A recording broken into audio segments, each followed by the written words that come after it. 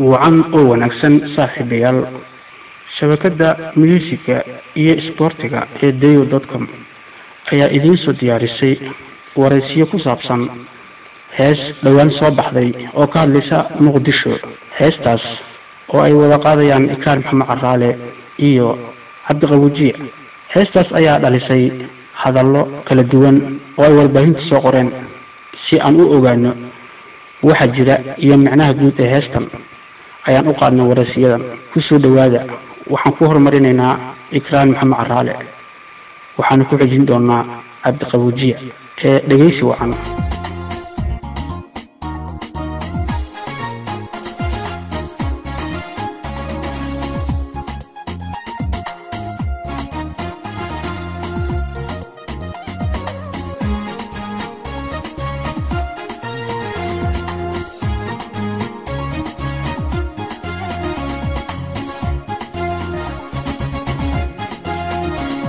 السلام عليكم إكرام محمد عرالي. وعليكم السلام ولا محمد ديو. إكرام أدبن كو السلام ولا waxaan rabay inaan ku weydiiyo hees dhawaan soo baxday oo laga daawaday internetyada iyo meelaha YouTube iyo website qaarkood soo qoray oo Muqdisho aad u qaadeen adiga iyo Qabuujiye. marka heesta muran badan ayay dhalisay, dadna waxay u arkeen wanaag, dadna waxay u arkeen gardarro. marka adiga ka Ikraan ahaan sidee heesta kula tahay? horta waa mahadsantahay maxamed dayo. dadkii wanaaga u arkay aad bay u mahadsanyihiin. dadka kale ee khaladka u fahansan heestan aniga Cabdi Jaamacan qaadnayna heestan horta wax Muqdisho cay ama aflagaado u geysan habeelata ma jirto. Muqdishona cay iyo aflagaado naga mudnaa ma garatay? heestan waxay ahayd hees oo gubaabo ah iyo gaca isku jirta. haye internetyada marka dadku soo geliyeen dadku leeyihiin Cabdi Jaamac iyo Ikraan baa caayay maxaa la dhahaa Muqdisho cayna ma laha, ceebna ma laha. waxaan ku caaynaa iskaba yar, especially personal ahaan anigu waxaan ku caaynaa ama Muqdisho waa aflagaadeenayska. Muqdishona dhibaatooyin badan iyo burbur badan bay soo maray. hadda ka horna hees aniga Cabdi Jaamac iyo dad badan oo fanaaniin kale ay qaadayeen oo Muqdisho iyadana dhibaatada laga hadlay waan duubnay. tan baa ku soo hadhay xamar way dekantay. we're not talking about right now. waxaan ka hadlaynay wixii hore u dhacay. heesta qalcada waxbay ka hadlaysaa wixii hore u dhacay xamar inay dekantay problem iyo dhibaatooyin ku jirtay ayaan ka hadalnay.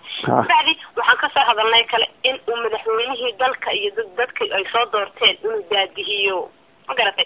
waxa soo hadhay kale Ismaaciil Cumar inaan ku nidhi madaalow Ismaaciil dowladda Djibouti dariska ka dayo. Djibouti waxay ahayd maalintii Muqdisho dhibaatada iyo problemka ay ku jirtay maxaa la dhahaa madaxweynihii Sheekh Shariif uu tagay Muqdisho carta lagu qabtay. uu tagay waxaan ka wadaa Djibouti shirki carta lagu qabtay. Djibouti waa dal walaalkeen oo Soomaaliya. haddaana aan Djibouti ku dayo ma waxaan dhihi lahaa Kenya ku dayo mise Ethiopia ku dayo ayaan dhihi lahaa. waa runta dadka hadii wixii ammaanka ama wixii wanaaga ahaa oo xumaan loo fasilanayo horta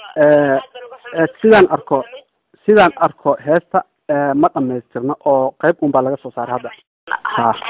ma dhamaystirna pagekii u horeeyay dadka iyagoo si fiican u fahmin ayaa website-dadii la isku buunbuuniyey la dhahay Cabdi Jaamac Ikraan xamar caynay. xamar maxaa loo caynay? aniga ma cayni kari. xamar waa waddankaygii, waa dalkaygii. isna dabor anigu maaragtay fanaanadan ahay qabiil iyo waxaa kama hadlayo. fanaanad qabiil lama yihi. xamarna waa dalkaygii, Soomaaliyana waa dalkaygii. everywhere oo Soomaali degan tahay ama magaca Soomaali sheegta aniga fanaanan u ahay waana jecelahay. qof kasta fanaan meel kasta oo fanaanin ay iskugu timaado ama guubaabin lagu sameynayo ama wacyigelin la gelinayana waa taaganahay. xamarna mar walbana waan u heesay, haddana waan u heesay, horena waan ugu heesay, haddana waan u heesay, mar walba soo socdana waan u heesay. xamarna hadda inay nabad tahay waan ognahay. alxamdulilah ilaahay nabadda ha ugu sii wado. dadkaygii baa degan. dadka u haysta inaan anigu xamar xumaan ama cay ama aan aflagaado u gelinayana waalidkeeda ku nool xamar waxaan ka sheegi karaa iska yar haba yaraatee. Ikraan Caraale maxay heesta xamar ku caynaysaa? xamar maxaa la dhahaa sawirooyin xamar hore burburay. xamar sawiradeeda burburay because markii heesta loo qaaday laga hadlayo leeyahay madaxweynuhu dhibaatadii waddankaas soo qabatay saa u soo burburisay. waa inaad ka saartaa heesta markaa marka dhegaysatid adigoo qofkii dee ereyada garanaya ama af soomaali si fiican u garanaya ama murtida garanaya fahmaya in laysku daray wax happen in the past iyo waxa hadda taagan si dadka ay u qancaan kulley dadkii shaki uu ku jiray macnaha sheeg hadalkaagan waxaan rajeynayaa inay ku qancaan page-ka labaad oo heesta ama iyada oo dhammaystiran goormaa soo saaraysaan si macnaha dadku u wada dhegaystaan maxamed adiga ama beri ama saa dambe ayaan soo saarnaa insha allah adiga clipkii oo isku dhamaystiran codka iyadoo labadii page oo codka duuban website-ka dayaad ka dhegaysan kartaan waxaan aada uga raali gelinayaa shicibka soomaaliyeed ee khaladka ka fahmay annaga heestan aniga cabdi jaamac qaadnay annaga xumaanana ugulama jeedin haddana ugulama jeedin horena ugulama jeedin dibna ugulama jeedi doono aad baan uga raali gelinaya dadka khaladka u fahmay inaan annagu xamar aflagaadeynino xamar mana aflagaadeyn karo mana caayi karo mana xumayn karo wax xunna kama sheegi karo aad baa u mahadsantahay ikraan intaa un baan kaa rabnay sheeg aad u cadeyso dadkii laga dhaadhiciyey khaladkii yaraa ee loo soo qorqoray ikraan iyo qabuujiye ayaa hees ay xamarku aflagaadiinan usoo qaaday waxaan rajeynayaa marka dadka inta badankood inay ku qancaan waa mahadsantahay iyo aad mahadsantahay shicibkayga iyo dadkayga iyo dalkaygana aad baan u jecel mar walbana waan garab taaganahay aada u mahadsantahay ikraan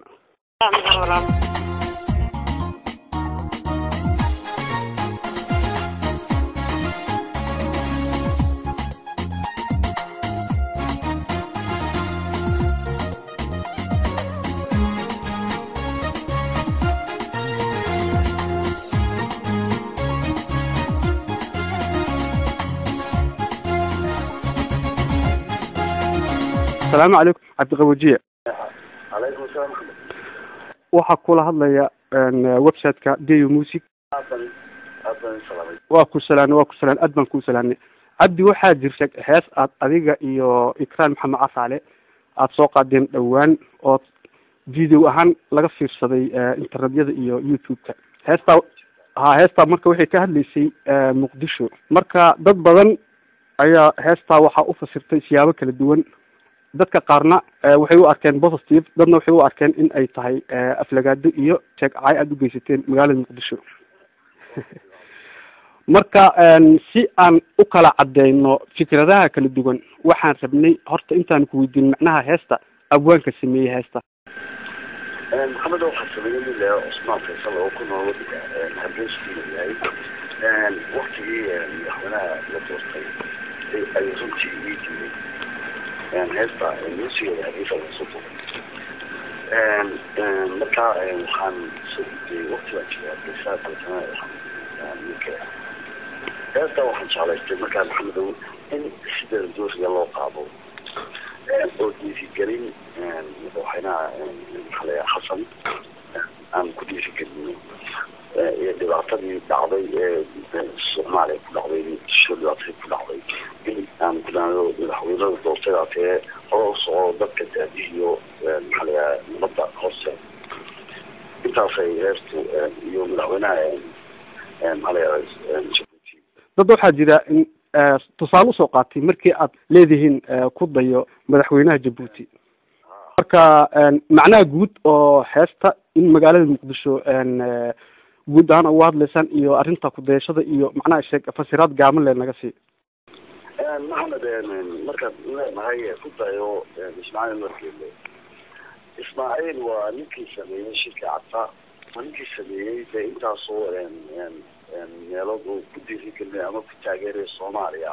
iyo shirarkii ugu dambeeyaba waa ninkii ciidamada maxalay Djibouti ciidamada waxay joogaan wadi til Soomaaliya ay nabad ka wadaan marka qofka ama madaxweynaha ama maxalay ninka dawladaha dawladeed ee sameeyay wax wanaagsan oo lagu daydaa marka maanaan oran ku dayo Obama ama ku dayo marka in lagu daydo ninka inuu ku tirnaxaya marka Soomaaliya qofka oo u tirnaxayana waa madaxweynaha Djibouti oo intaasoo shir u sameeyey soo dhaweynayay ciidamadii ay joogaan til Soomaaliya marka anagu aniga waxaan uga jeednay dhiirigelin iyo dimuqraadnimo inay ku dhacdo Soomaaliya muqdisho inay nabad noqoto muqdisho inay caasimadaha adduunyada la tartanto laakiin si loo fahmin ma garanayo dadka aan ka akhriyey internetyada qaar waxa ay leeyihiin maadaama heestan ka horreysay ay usoo qaadeen magaalada Hargeysa iyo heestan ay magaalada Muqdisho usoo qaadeen farqi weyn ayaa u dhexeeya ma aragtaan farqiga maxamedow hargeysa muqdisho anigu ma kala jeclay waxaa jirta hees kale waan qaadnay aniga isaan iyo ayaasiin iyo xalantay kalsoon dacaado oo odaysa siyaasadda maaha diig waqtigaas waxay waqtiga ardada lagu qaxiyay banka marka maxamedow dee anigu waxaan ma garanayo laakiin qaaligelid haddii anigu adoon sugaantana waxaa jira waxyaaba badan oo dadku ay dhaliilaan laakiin anigu waxaan u arkaa dee madaxweynaha inaan tuusino madaxweyneha maanta la soo doortay weliba dadkaaga daadihii ama dhibaato badan baa kusoo dhacday horada soo daadiyay ummadda intaasay ahayd inta loo fahmay qalabta futay ma garanayo sida loo fahmay sida ugu maqaala heesta in yar un baa laga soo saaray bejka labaad ee heesta waxaa ku jira ereyo badan oo isugu jira duco iyo ammaan laakiin hadda heesta goormaa soo dhamaystiraysaan iyadoo buuxda dadku wada maqlayaan ku dhamaystirabe heesta waxay u bejka labaad dungura dinimayo deganaasho iyo nabad sharoy kala dambayo dadku siman yahay anu ku duqayne madaxweyne daacada dadiyo shacabko daryeelo dadkiisa ka ilaasha darayada matalow ismaaciil dawladda jabuuti dariskaaga kaga dayo marka dimuqraadiyadnimadii umadu isnaafo ka uu madaxweynuhu u daajisiyo waxay marka xamar iyo hargeysa iyo jigjiga iyo jabuuti annaga haddaan fanaanay waa midkeeda gacanta marka ummadda waxaan gaadsiinayaa reer suuriya